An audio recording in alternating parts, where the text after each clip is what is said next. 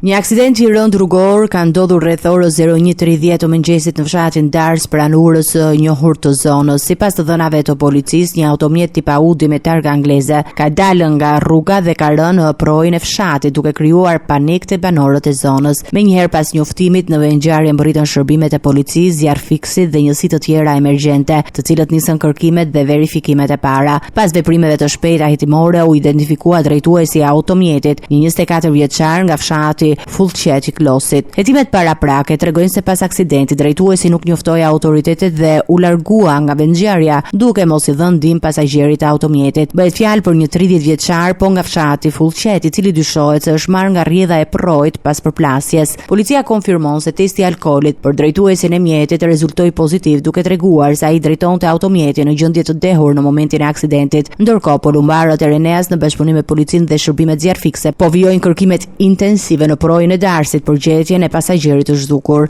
Autoritetet njoftojnë se hetimet për zbardhjen e plotë ngjarjes dhe përgjegjësitë ligjore të përfshirë do të vazhdojnë, ndërsa komuniteti lokal është thellësisht i shqetësuar nga aksidenti dhe kërkon masat e nevojshme për parandalimin e incidenteve të ngjashme në të ardhmen.